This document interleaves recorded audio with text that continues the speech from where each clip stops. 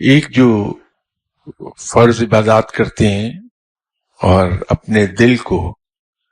اور اپنی سوچ کو مرکوز کر دیتے ہیں رب تعالیٰ کی یاد پر، وہ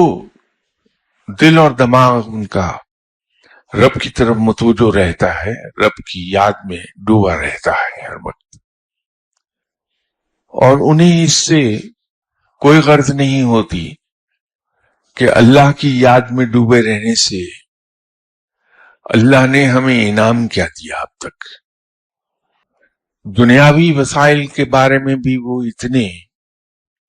کانے ہوتے ہیں، قناعت اتنی ہوتی ہے کہ جو رب نے عطا فرما دیا اسی پر شکر ادا کیا، مزید کی حرص نہیں ہوتی ان میں۔ تو ایسے لوگوں کو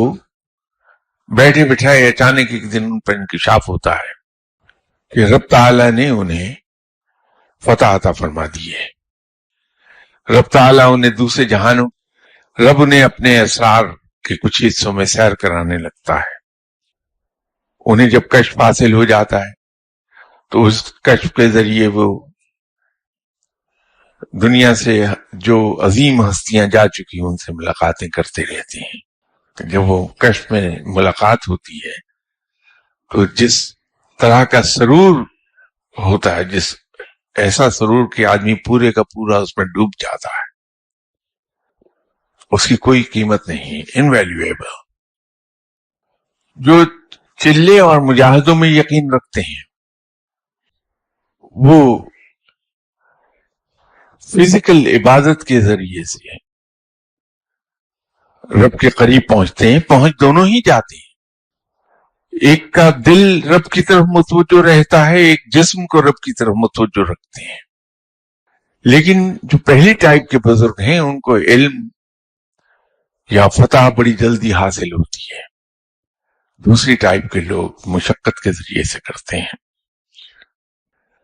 ایک تیسری ٹائپ بھی ہے بزرگوں کی، وہ بزرگ جو ان دونوں اسلوب کو اکٹھا کر لیتے ہیں ایک جگہ پر، ان کا دل بھی رب کی طرف متوجہ رہتا ہے اور جسم کو بھی رب کی طرف متوجہ رکھتے ہیں۔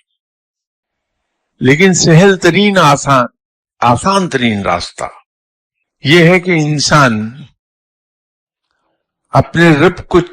پیار کرے، اپنے رب کو چاہے، اس سے عشق کرے، صرف اس لیے کہ وہ ہمارا خالق ہے، وہ ہمارا رب ہے اور اس لائق ہے کہ اس سے عشق کیا جائے۔ ہماری محبت تمام اغراض سے پاک ہو تو بڑی جلدی ہمیں وہاں سے نواز دیا جاتا ہے۔